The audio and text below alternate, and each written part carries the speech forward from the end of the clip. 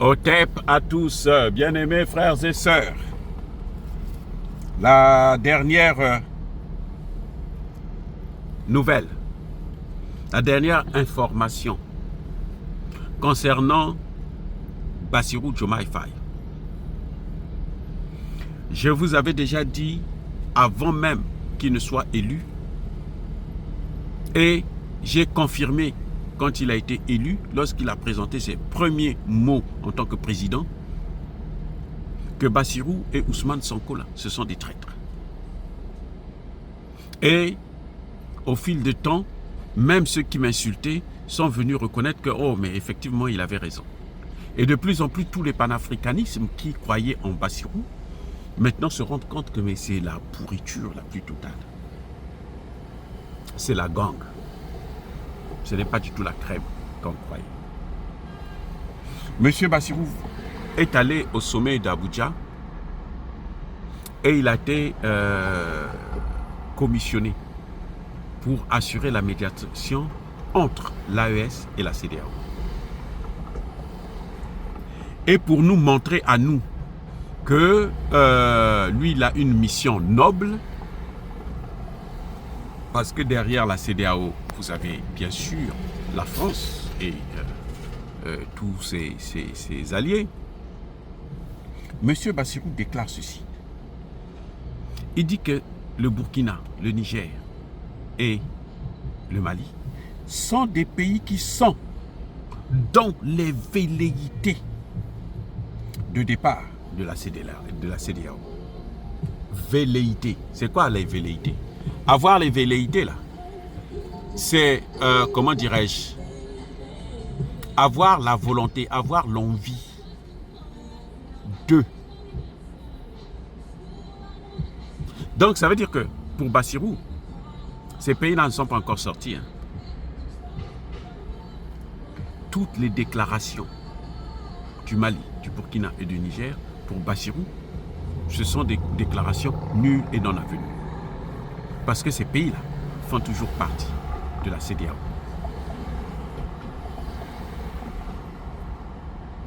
Voyez à quel point ce type a des problèmes sérieux.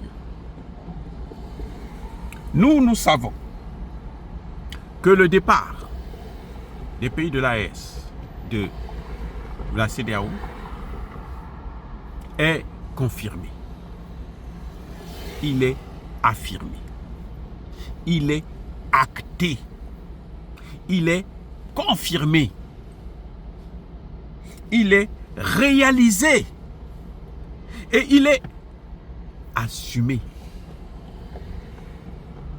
Ces pays-là ont pris leur responsabilité devant Dieu et devant les hommes. En plus, je vais faire savoir à M. Bassirou s'il n'a pas encore bien compris les choses. L'AES n'existe plus. L'AES est morte. Maintenant, ce qui existe là, ce qui est né, le nouveau-né du Sahel, c'est la Confédération des États du Sahel. CES. On peut dire aussi CAES. La Confédération de l'Alliance des États du Sahel. Monsieur Bassirou, mais ne se limite pas là dans son, dans sa folie, parce que visiblement il est fou. Moi je pense, en tout cas cliniquement, il est malade. Il vous dit ceci, Bassirou. Le retrait du Mali, du Niger, du Burkina Faso serait le pire des scénarios. Il ajoute, ce serait une blessure au panafricanisme.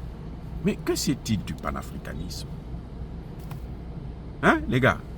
Le panafricanisme pour Bassirou, c'est quoi? Le panafricanisme, c'est appeler les impérialistes pour qu'ils viennent contrôler la frontière entre le Mali et le Sénégal, alors qu'il n'y a pas le terrorisme au Sénégal. C'est ça le panafricanisme. Le panafricanisme, c'est le maintien des bases militaires françaises au Sénégal. Le panafricanisme, c'est rester dans le CFA. Mais qu'est-ce qu'il appelle la souveraineté, lui? Et moi, je me demande, est-ce que Bassirou a des conseillers? Si vous me dites oui, j'aimerais bien savoir que font ces conseillers, quel est leur travail, quel est leur rôle, à quoi servent-ils, à quoi ils servent ces conseillers.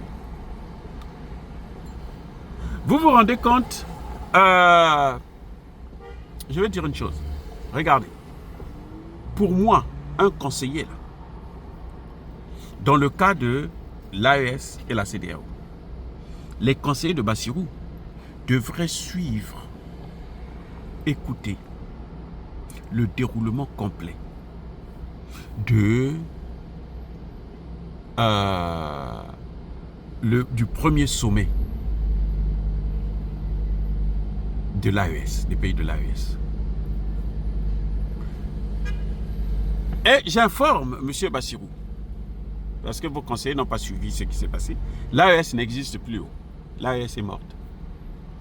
Ce qui existe actuellement là, c'est la Confédération des États du Sahel.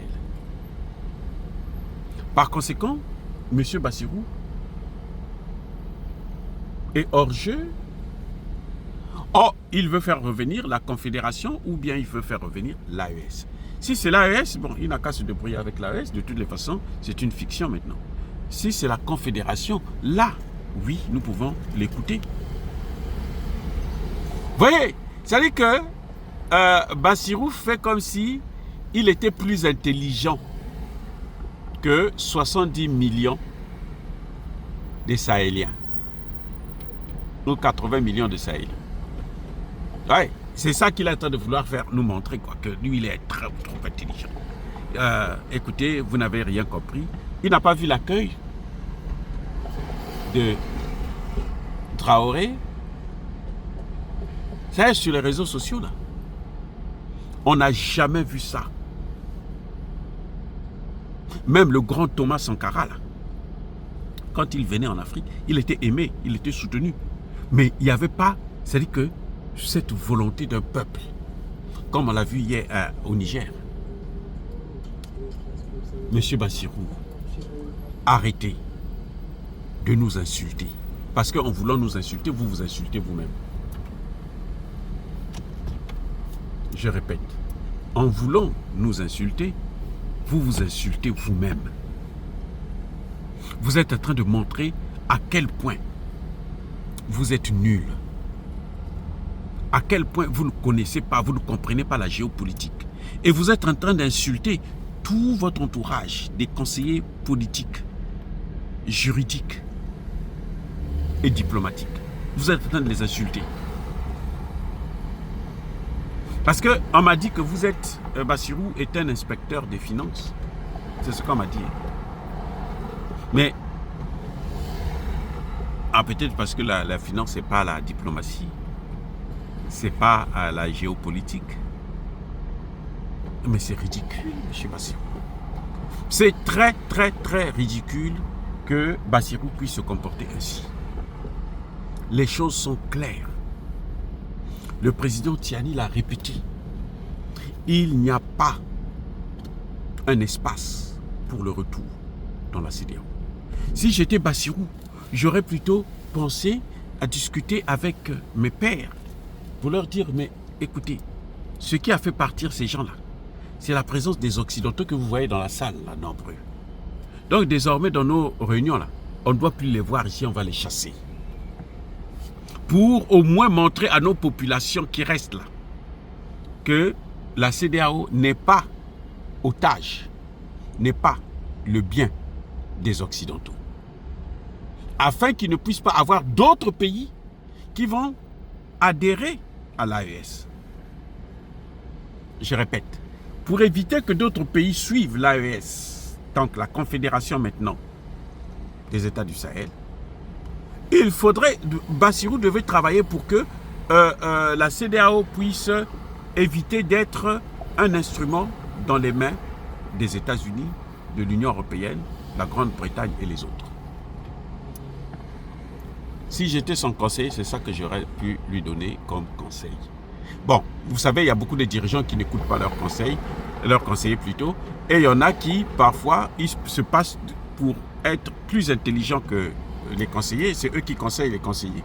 Bon, ce genre de dirigeants, ils vont toujours se casser la pipe, et puis bon, ben, ils apprennent ça à leur dépens, quoi. C'est malheureux, mais c'est comme ça, c'est ce qui se passe dans ce domaine-là. Vous voyez, bien-aimés frères et sœurs, je pense que